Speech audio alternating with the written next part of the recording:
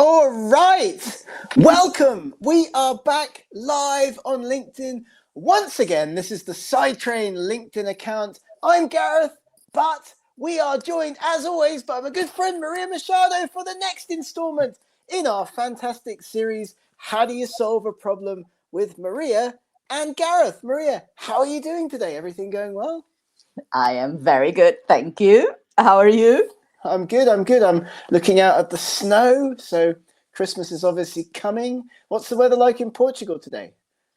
It's foggy, but it's quite warm still. It's like Ah, 17 Celsius. that's great. Have you been rejected recently? Any papers, grant applications, any things that you've done scientifically that have led to rejection and negativity? Because that's what we're talking about today in this AMA. Maria, any recent Well, I was experiences? hoping for one recently, but it didn't happen, which is Really? weird. Yes. Wow. Tell us more. What happened there? I thought that we had to write much more, and apparently the editors didn't think so. Wow, well, that's the opposite of what we're talking about in our event today, Exactly. which of course is largely about this experience that all researchers have a lot. And I reckon working in academia, working as a researcher, you probably get rejected or have the chance of getting rejected probably more than almost any other job that you can have. Maybe sales is an exception to that, but definitely as an academic, as a researcher, you get rejected all the time. But it's how you deal with that rejection, how you find positives, how you move on from that rejection that really can help to shape your career. And so that's what we're here to talk about today, giving you the benefit of some of our extensive experience. And Maria, I know you're much older than me, so I'll hand over to you. Give us some of your recent experiences talking to researchers about this particular topic. So a lot of people don't know um, that rejection, you have to deal with it critically as well, like you're writing a paper. So you have to communicate with the editors and the reviewers in a clear and friendly way. Uh, be sure that people, most of the time, they really want to just find out new stuff to get good science published, and also that you will find a venue to publish your research, whatever it is. It may not just be the one you initially thought. Yeah, and that's what we teach people in our workshops, in our Sidetrain workshops and training sessions. This idea of picking a journal before you start to write and targeting your work to as good a journal as possible, a journal with a higher impact factor if possible. That's what we were taught when we were PhD students. And that's really what leads to the inevitability of getting bounced, getting rejected at different journals. And you're listening to this live on LinkedIn. Of course, you can put any comments or come in on the chat there, put any comments in the LinkedIn box. We welcome any questions and feedback. We're going to try to answer them in this event as well. But as we'll talk about, before you get the paper sent out for peer review, so-called desk rejection can happen at journals. That's where, as Maria will explain in a moment, a paper just doesn't make it out for initial peer review. That's one way that you can get rejected. That's one way that you can experience those negative feelings from a journal prior to peer review. And of course, at big journals like Nature and Science, 9 out of 10 or more papers never make it out for peer review. So that's rejection point number one in the academic cycle. Then, of course, after peer review, which we're going to talk a little bit about in a moment, right, Maria? But those kind of 2 points in the manuscript cycle can be points at which you experience those horrible feelings of rejection as a researcher, right? Yeah, but there's always something to learn from it. And I think that the more you try and the further on you progress within your career, it doesn't mean that you get rejected less often. It just means that you get rejected later in the process. I get rejected on an almost daily basis. And I'm not just talking about research anymore either, but we'll talk about how you can handle this, ways to manage rejection as a researcher. And as this slide that we're starting with points out, one of the ways that you can manage this is if you get rejected after your paper gets peer reviewed, you can have a look at those review comments, see if you think that they're fair or not, see if you think that you agree with them or not. And as we'll show you in a second, you can always write an email to the editor at the journal and ask for a second shot if you feel that you can address those comments, if you feel that the comments that you got back are perhaps not as bad as they first thought. And that's actually called soft rejection, right, Maria? Lots of Yeah. journals do that anyway, wouldn't you say? Yes, because a lot of journals would like to publish good science, but a lot of authors are not aware that sometimes what they send out is not complete, and the way that you can make it complete can be through a lot of different ways, and sometimes it's you really need to do more work, more experiments, write some more, or just add in things during your manuscript writing that you didn't know you were supposed to put in. Absolutely. And we've got some strategies for helping you deal with that because, of course, the initial feeling is one of despondency, dejection, low self-confidence. I got rejected. But that doesn't have to be a negative about your work or indeed what you do next. And our dear friend Jeff Robins, friend of the show, wrote a whole blog post on his LinkedIn about just this earlier in the week. So we're obviously thinking along similar lines. We do encourage you to both follow him and check out his LinkedIn newsletter over on LinkedIn itself. And if you're listening to us live on LinkedIn today, how are you doing? If you're listening to this recording, get in touch with us, sidetrain.com, if you'd like to learn more about any of these strategies. But what about this one, Maria? This is about communication during the manuscript process, a specific situation that I encountered working at the journal that I've been editing until recently for over 20 years. Author communication. This is important, right? Yes. So when first of all, it's polite to thank people to review your manuscript, so fine. But if you've added two more authors that contributed to the manuscript, and now you are introducing a corresponding author, which is a very big part that people play within the manuscript peer review editorial process, that just sounds a bit weird. That sounds that people that were not initially in your work, that didn't plan your work, that didn't take part in the project that led to your manuscript, have now been shoveled in just because they are more important. Their names are sonant in the field, something like that. It sounds bad. It's ethically frowned upon, and you really, really shouldn't do that. This is one of the kinds of communications that we get often from authors when they're talking about their papers. They're trying to squeeze in additional authors at late stages in the peer review process.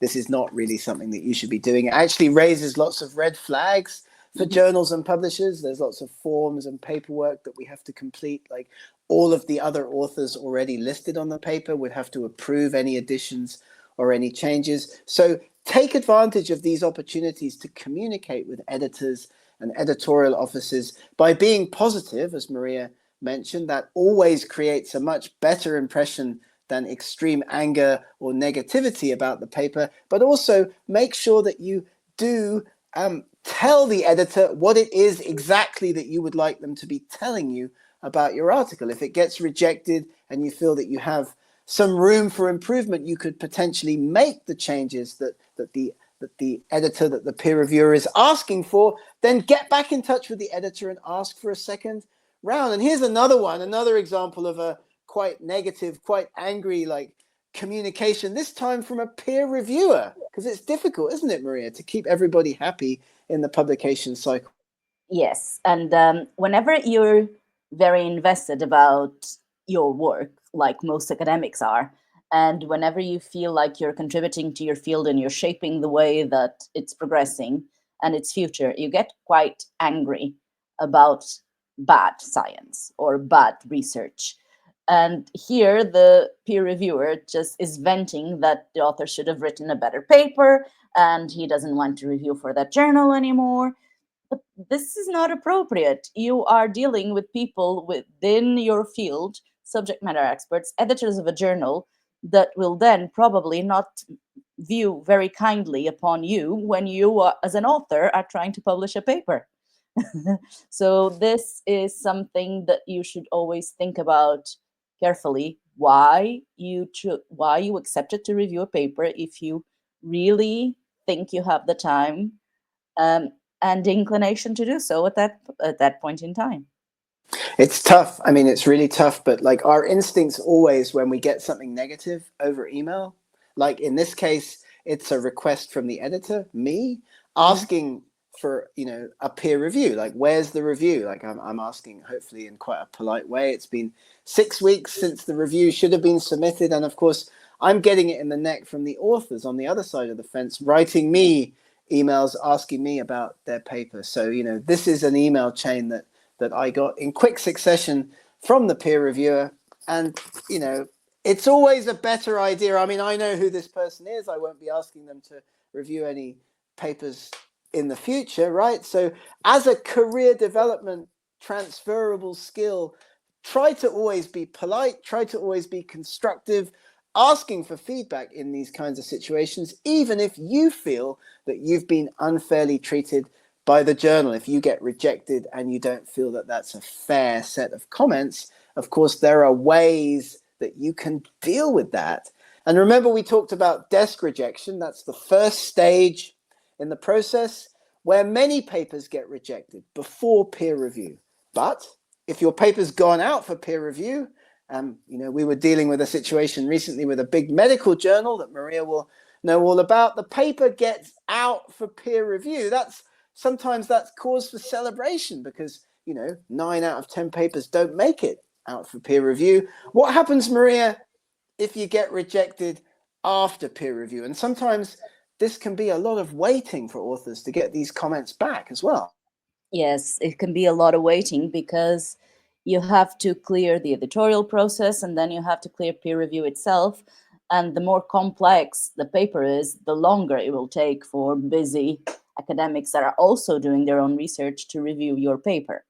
So, what you can do is throw the manuscript away, forget about it. I don't advise you to do that.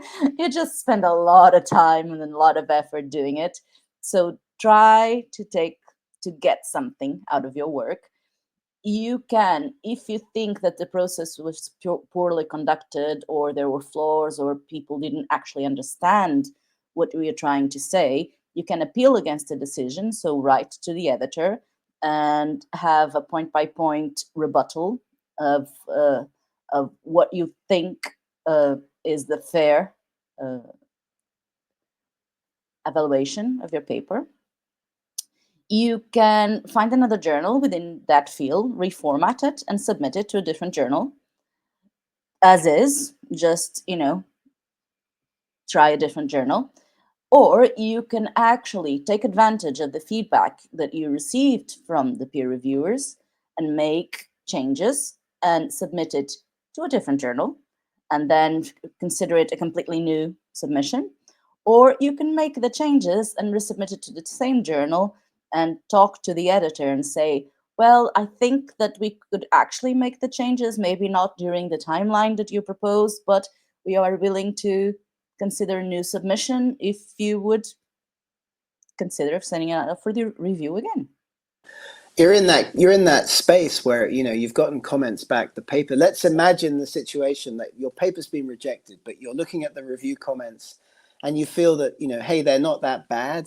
Mm-hmm. They actually present, excuse me, some opportunities to improve the article. You feel that you could do those Mm-hmm. relatively easily, even though the paper's been rejected. I would always, in that situation, encourage you to write to the editor at that journal a short email just explaining what you think about those review comments, that you can address all of the comments, even though the paper's been rejected. Please, can I resubmit having taken these comments into account? Yes, And sir. as we also mentioned earlier, lots of journals will give you a rejection email that actually opens the door to that. So read your To a rejection resubmission. email careful. Exactly. Now, this is a soft rejection, Maria. It's a kind of the door's open to a resubmission kind of email, right? Yes, and that would be a way, because listen, if you've gone through this process before, you know that sometimes the reviews take a long time. Writing a paper takes a long time. Perhaps by the time you receive this soft rejection, you've already conducted more experiments, you've already analyzed results in a way that you can include them in your paper, and it kind of addresses the reviewer's comments. If you're thinking about science in a good way or in a correct way, you've probably thought about those experiments before. You just didn't think it was necessary to include them. But then the field progresses and times change, and probably you could include experiments and data, or reanalyze your data in a different way and resubmit and rethink your message. It's all about making rejection into a positive. I know it sounds a little bit crazy, but there's always a positive in that rejection. So we're not going to recommend the top option here. We're going to scratch that one out. You've done the work, you know, you've got the paper, you've got the research. I don't think there will be many situations where you actually end up throwing the paper completely away and forgetting about it. I think that Maria? the only reason to do that is if you as an author weren't aware, or if the editors point out critical flaws in your manuscript, like design flaws or ethical flaws, or some way that you didn't account for the way that you're presenting your results. But of course, all of this assumes that the comments that you've gotten back from peer review are actually constructive. How do you deal with non-constructive comments, Maria? How do you deal with peer review nightmares? And it's not even Halloween. This can happen at any time of the year. Yeah. You get really negative, really nasty, really destructive comments on your paper. You feel very winded. I always used to feel very kind of emotionally attached to my research articles. They were like my babies almost, Yeah, of you know? course. So I didn't react well, I must say, when I really got some negativity, and I had some in my career, let me tell you. How do you deal with this, Maria? First of all, I don't know if I should say this, but I always become very British. I'm not, but I do. Heavens above, no, tell us It's about, more. you just become incredibly polite, and you deal with those comments in Her Majesty's English, and you just say, "Dearie me, how dare you say this?" But then, you look at your computer screen, and you shout and you scream and you punch desks, and then you deal with the comments Passive in a, aggressive, I think, is the word you're looking for, right, Maria? well, it's better to be passive aggressive than aggressive aggressive. And whenever you're trying to deal via email in a language that's not your first, with comments that are really nasty, you always have to take into account that people sometimes will need a bit of smoothing over. Right. Don't reply immediately if you get negativity about your paper. I would strongly advise you not to send any emails to the editor, for a few days after you get those comments. Sit back, digest them, because often after a few days, the comments that you've gotten are not as bad as you initially think, and respond constructively. Always be constructive, always be polite. You can be passive aggressive in your writing quite easily. That doesn't mean to say that you have to be aggressive, as Maria was saying. Very polite, overly polite, Britishly polite, if you like, and explain with evidence to the editor why you find these comments to be incorrect or inappropriate. Because at the end of the day, it's the editor's job to police these situations. And if somebody is being overly negative, the editor should already be well aware of that. You have to ask for their support. You have to say, well, I feel that Dr. Machado was completely out of order in her comments about my work. It's not based on any evidence. She didn't cite any papers. She didn't provide any backup evidence. Please, let's look at the paper again. Very, very important. So we've got a little kind of acronym for this, right, Maria? How to manage drama-free publishing? So you need to always back up your arguments with quality research, with quality data. And that means your own and others. You have to become empathetic of the flaws of others. So even if you are being, if you want to really say really nasty things, don't do that. Just do it to yourself. Write it out if you must, but don't send it. And then communicate in a clear, understandable, professional way. Because the paper has been rejected, right? So the worst that can happen in this situation is that the paper stays rejected. Okay, Yes. that's, I think, a useful thing to keep in mind. What we're trying to do is get another chance at that journal with the paper. So we are going to be positive. We're going to be constructive. We're not going to go down to the same level as that nasty peer reviewer. We're going to be empathetic. We're going to communicate clearly. Don't forget that in peer review, a reviewer can say anything they like about your paper. They don't have to have evidence. They can just say, this is the worst paper I've ever seen. You should never publish this. They can say that if they want. When you respond to that and you write back to the editor and you talk to the editor, you're going to need to have evidence to support your case to the editor so that the editor overrules those negative comments. So QEC is very important, right, Maria? It's all about turning negative feedback into growth. So that's why we've put together this handy little guide for researchers. Maria? Yes. So what you've been talking about is that you have to back up your arguments. You have to seek support from the editor, from the people also involved in the process. Be professional. Don't let your emotions get the better of you. Take your time. People have taken their time to peer review your paper. You can take your time to respond. And then perspective is always good.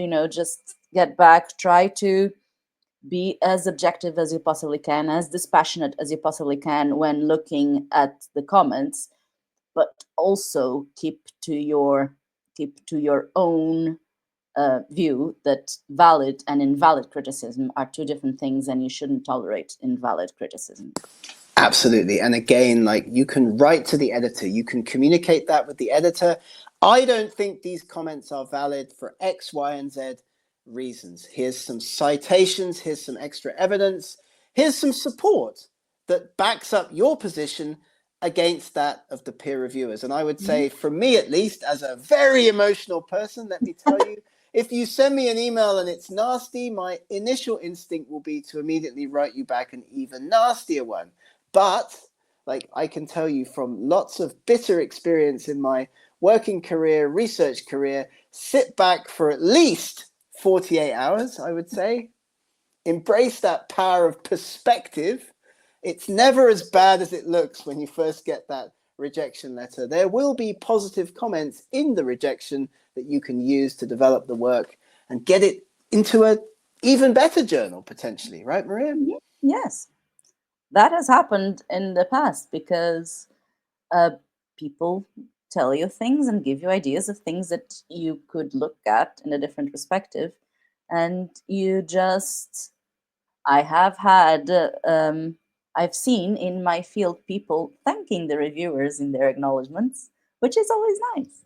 Me too. Yeah, absolutely. So turning that negative feedback into growth is a difficult mindset to get into. I know you've invested so much time in this research, but being positive about getting rejected and taking advantage of these opportunities and believing in your work is key to success. And I use this slide in training presentations that I do with SciTrain because these are 3 examples of papers that I got published with different collaborators, Nature Communications, Nature, Journal of Microscopy, that initially got absolutely hammered in peer review, absolutely hammered. The Nature Communications one that you can see on the left-hand side got the worst comments of any paper in my whole career. People literally said this is the worst piece of research that we've ever seen. Negativity like you wouldn't believe. But we were able to counter it by writing calmly and politely, actually, I didn't, some of the other co-authors did in this particular example, taking through the comments that the reviewers had made and asking for another chance. We don't think this is a fair review for X, Y, and Z reasons. Can we please have another set of peer reviewers? Can we please have another chance at your journal? It works, actually. I always encourage people to appeal if they feel they've been unfairly treated by journals. Right, Maria? Yes, because at the end of the day, it's a process where there are very few people are involved. So it's the authors, the reviewers, 2, 3, 4, depends, and the editor in chief, maybe the editor of the journal. You don't know, but it's very, very few people. So you need to, some of them may not be even subject matter experts in your field. They just know what you should, what good quality review looks like and what it doesn't. And they can intervene, editors can intervene whenever they think the process has been compromised in some way. And I also have some examples, and I'm sure you do as well, Maria, of papers that got rejected. I got really depressed. I stopped believing in the quality of that research. And what I did, I'm thinking of one specific example that's been haunting me ever since, is I ended up publishing it in a regional journal, specific subject area journal with almost no impact factor. So this paper got rejected from Science. It got badly rejected from Science. I lost all self-belief in that particular project, sent the paper to another journal. It got published, but since then, people were always saying to me at conferences, why did you publish that paper in that journal? Like, it's hard to find. I've found it difficult to download. And I think it should have gone into a much better journal so more people would read it. I mean, you must have examples of that kind of story as well, Maria. So I had a paper that was from my PhD that was a collaboration. So we wanted to publish it in a journal that was within the field that people from both disciplines would read. And because of that, the impact factor is not very great. But that led the opportunity to meet the editor of that journal because it was a very small, very niche journal. Meeting the editor of that journal led to the opportunity of presenting paper at a conference that led to the opportunity of another collaboration. So it just depends on where you are in your career. And I think that if you're a student, those types of interactions are sometimes more important than publishing in the highest impact factor that you could possibly find, because you meet people that can open doors to other opportunities. Staying positive means that will happen. Going negative, getting aggressive, that's not going to happen. Like, you're not going to be able to build a relationship with the editor. You're not going to end up in a potential working relationship with one of your peer reviewers. So to recap what we've been talking about in this episode of How Do You Solve a Problem with Maria and Gareth, we are always looking for alternatives, right, Maria? Viewing rejection as a learning opportunity above all, I would say. Yes, you have to know that the comments that you receive in your career are probably not that different from the ones that you will receive throughout your career. So if you keep doing the same mistake, if you never learn, then you're never going to progress. It's good to figure out what you can learn from one process of submission to another. And sometimes you just get a lot of contradictory feedback, and you learn from it as well that people have different opinions, and that what one journal requests is different from what another journal requests. There's always an alternative. Don't ignore those reviewer comments. There might be a nugget in there that you can use to improve your paper. And as we've talked about quite a few times in this event today, a well-supported rebuttal letter to the editor asking for a second chance will always be considered. So rejection doesn't have to be negative. It can be a positive experience. An old Irish salesman once told me that as well, by the way. And if you've enjoyed this presentation and you'd like to learn more about the webinars that we do on a very regular basis at SciTrain, do get in touch with myself or Maria. Have a look at Sidetrain.com. We've got a whole load of webinars that go round that pesky hamster wheel, the researcher cycle from ideas, coming up with funding, finding a journal, writing a paper, dealing with peer review, getting the paper published and promoting it after the fact. Thank you very much again, Maria. Great to see you in another of our events today. Have a wonderful day, everybody. Thank you for joining us. Thank you.